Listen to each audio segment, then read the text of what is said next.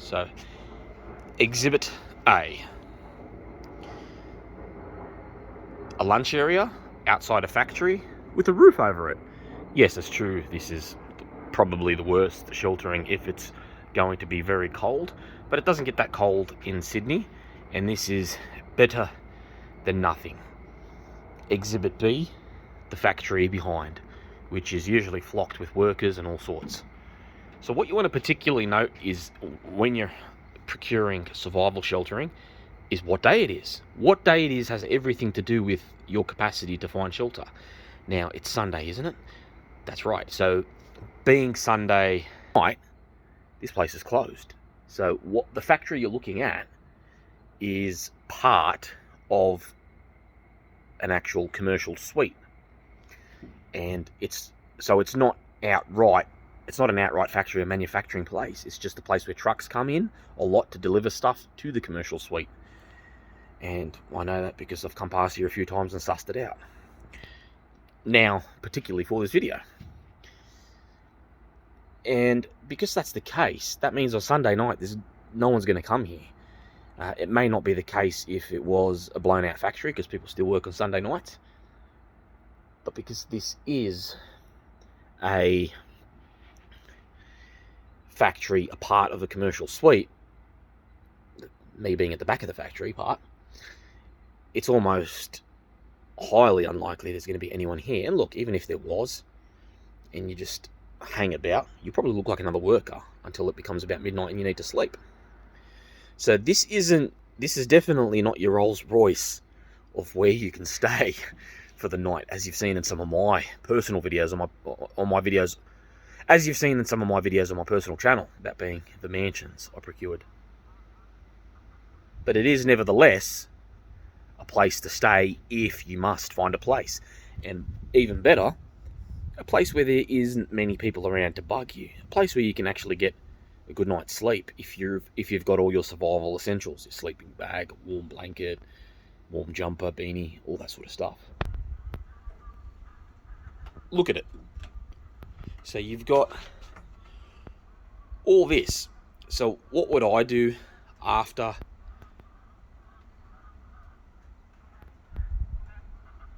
9 or 10 o'clock? It's 7:50. It's 17:54 now. I would probably lay on this one because it's silent. Not silent. It's silent. It's got no light. It's darker here, and I probably wouldn't go out there to sleep because there's absolutely no cover.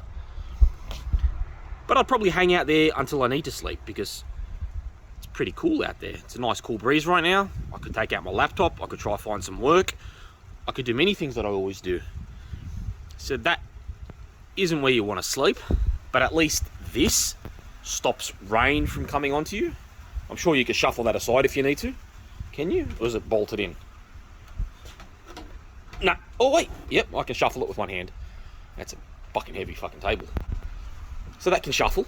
You can get better. You can modify it to suit your particular needs.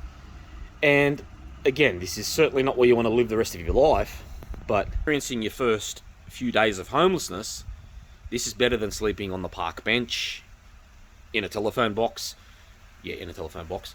On a bus stop, in a bush. It's just so much better than that. So this is what happens when you're a little bit patient and you suss out some places to first have some sacred sleeping space. And a perfect example, because it's raining right now. Look, there's the sprinkles. No sprinkles. Let's look at the flooring. There you go. Sprinkles only go that far. So I don't have to move that at all. It's perfect. I could sleep there. I've even got some fucking chairs to sit down and relax. So where survival... Oh, fuck. Hopefully this thing doesn't fucking go backwards. Shit. Oh, yeah. It's like a fucking reclining chair. So hopefully... Now, this is where I would start to... This is where survival psychology comes in. This is where I'd start to be positive and not worry about the fact this isn't a mansion or a very comfortable home, and just say, you know what, this is house. I'm calling this house for the night. This is what is going to happen at house tonight. I'm going to look for work. I'm going to quickly take out my portable stove. I'm going to light it. I'm going to cook the little bits of goodies I got from Woolies. Some chicken nibblies. And then I'm going to cook that. I'm going to just enjoy the rest of the night. There's 4 or 5 hours left. I'll look for work while I eat those goodies. I may even take out that book you've got and read that just to keep sane and to keep my mind going.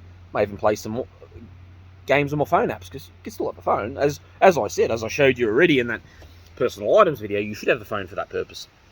Indeed, it shouldn't be a laptop you take out. It should be the phone you take out and have internet access to, because most people will still have Centrelink payments, unlike myself. So it's all sweet. It's not as hard as you think if you're in the homeless situation. Now, if a zombie apocalypse occurs, would you stay out here? Probably not. It's probably the most dangerous and stupid idea in the world.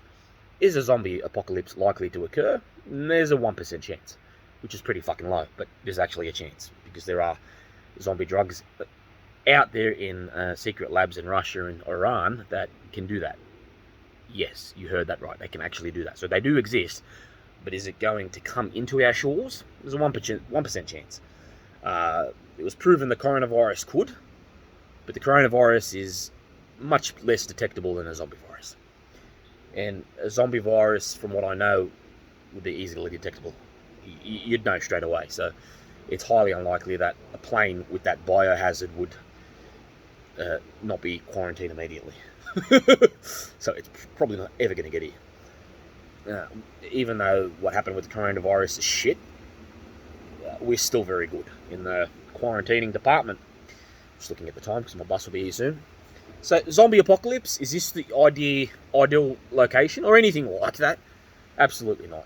But be mindful that in such an event that you'd easily find a place to stay. Not kicking down doors will be the least of everybody's worries. So you won't have to do this. You won't have to resort to this most oftentimes in such a scenario.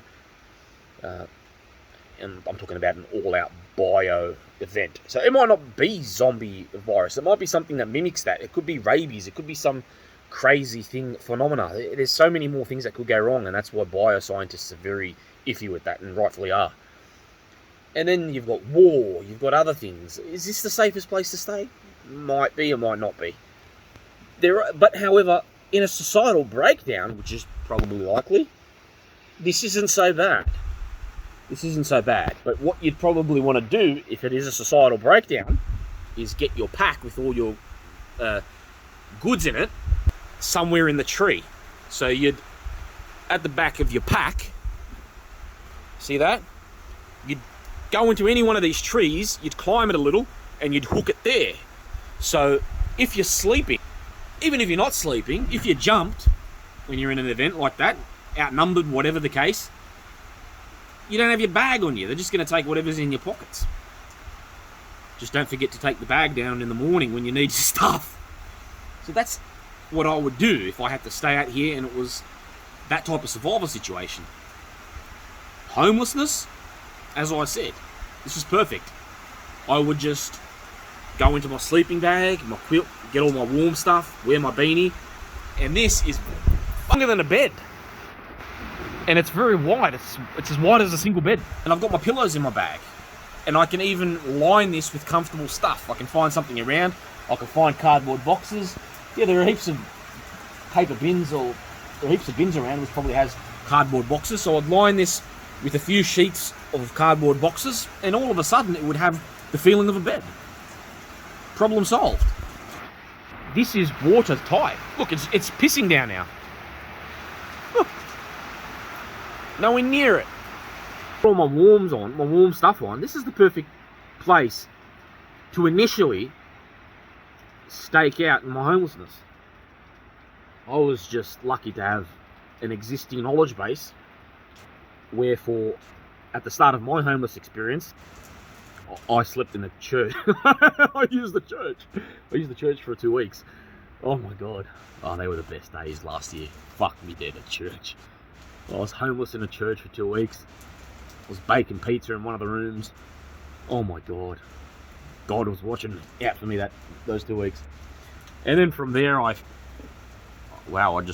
my shelter game just went from fucking beginner to, it exploded to master or advanced in a very short time. As you saw the other week with my fucking mansions. Wow. But anyway, that's not the point. So this is an ideal location, and I hope you get you listen to everything I'm saying, you get the understanding of how to approach a situation, an urban survival situation, and all the ins and outs, all the dynamics of what type of situation it is.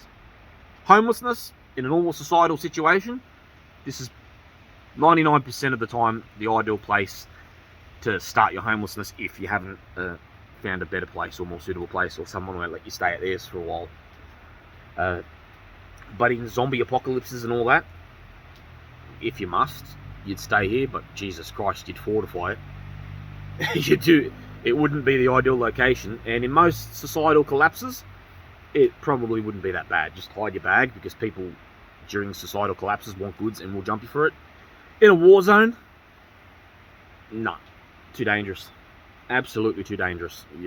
I mean, you probably won't get taken for a soldier, but in a war zone, it's still dangerous. People kill in wars, and you're in the open. It's not prudent, even with the shelter. It'll only be in a war situation.